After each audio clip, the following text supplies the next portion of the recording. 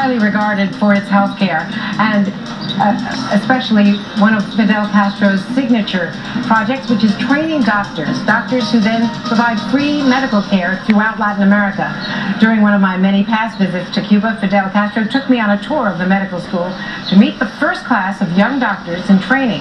Now, a decade later, the school has graduated almost 10,000 doctors. Last year's class included 19 Americans among students from 22 countries. As the U.S. debates health care today, we thought it would be good to take a look back to the schools. We went back to the Latin American Medical School here to talk to American medical students about what they're learning about medicine, about Cuba, and about themselves. The idea is that we come from underrepresented and underserved communities, and that after graduating with no debt, no worries about paying off loans and having to get a high-paying job, we can return to our communities and work in them and try to uplift them the same way that Cuba uplifted us. I wanted to go to a program that would permit me or train me to become the type of doctor that I wanted to be, versus having ideal. Usually when you enter medical school, they tell you, okay, we hope you can hold on to your ideals. Here, they actually teach you ideals from day one in hopes that you will be a physician who will go into your community and become a leader, as well as a change agent for improving your community. Integrated approach to our education. Nothing's compartmentalized, so you keep seeing things come back again. You know, we've touched on embryology numerous times, so when you ask me the development of the brain from the spinal cord all the way up to the telencephalon, you're able to go really deep because you've seen it again and again and again, because it comes up. It's very interdisciplinary. I've always wanted to come to this country because, you know, being from America, being American, it's somewhat taboo. It's something we're not familiar with, so I've always wanted to come here. And then what really intrigued me was the fact that Cuba produces excellent doctors, and then also this curriculum is in Spanish, and I've always wanted to learn Spanish, so I'm doing all of that. It makes you a well-rounded doctor overall, because the whole reason why we are here is because we want to go back to, you know, our country, and we want to serve in the underserved areas of our state. And I think that it makes us more empathetic towards our patients, you know, knowing that they don't come from the best backgrounds, knowing that they don't have everything accessible to them like, you know, we usually have in the States.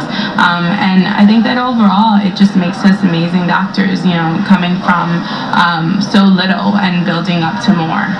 So for us, it's a matter of being cross-cultural, which, of course, within the United States, there are tons of communities that are cross-cultural, that have, within a couple of blocks radius, you have people from various different countries. I think that alone makes us able to go back to the U.S. with a different idea, a different paradigm.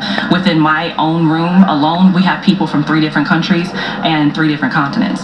So that makes for very interesting perspectives on healthcare, on history, on life in general. Primary care is really hurting these days in the States, as you know, and most of us came in with the idea of going into primary care. Some of us had thought of other specialties within that. The average age I heard was 55 of most primary care physicians where I'm from, so to bring the average back a little bit, I'm hoping to go into primary care.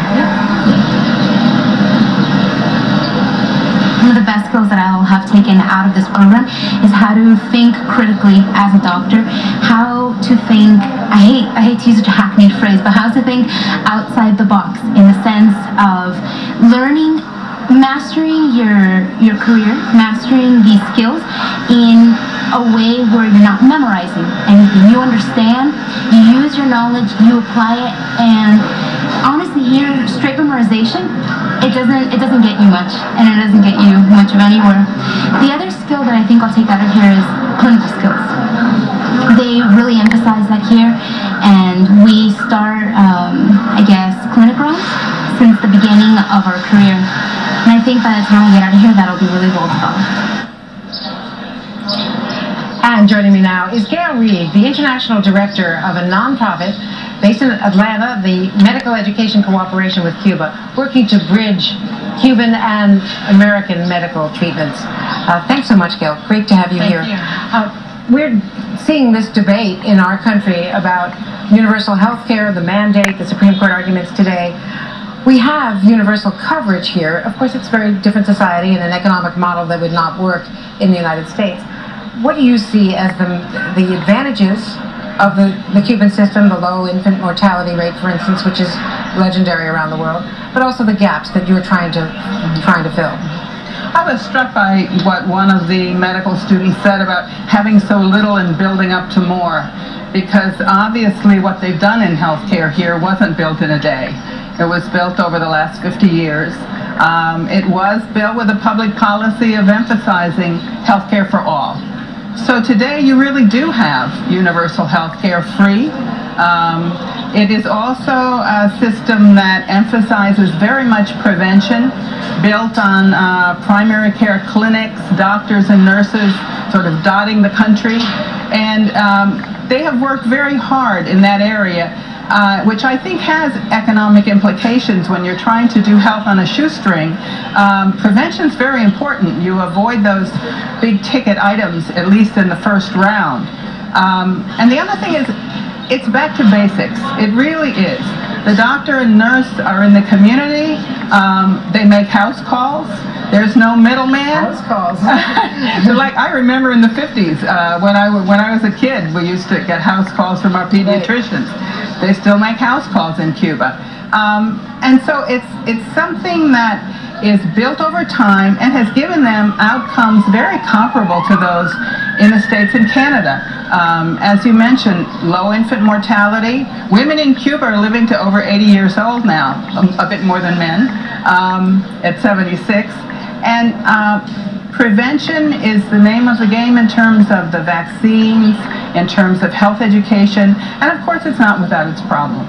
It's not without its problems. There are other problems here. We shouldn't underemphasize the infrastructure problems, the impact of the embargo.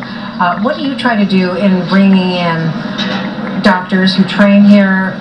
Do they teach?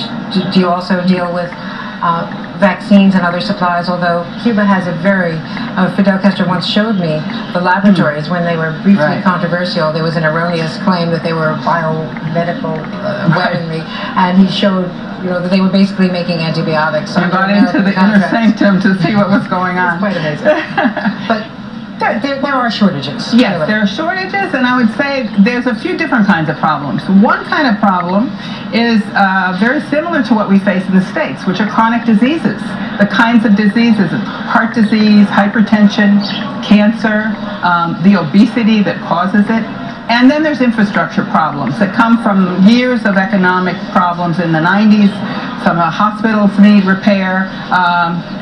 The salaries are not what they should be, and of course, you know, I would say you do have to take your own bed sheets in some of the hospitals, even though you can get a heart transplant for free. So they weigh these things.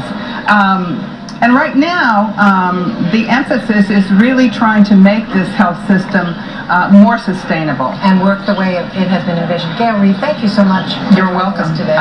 It's a pleasure. Great insight.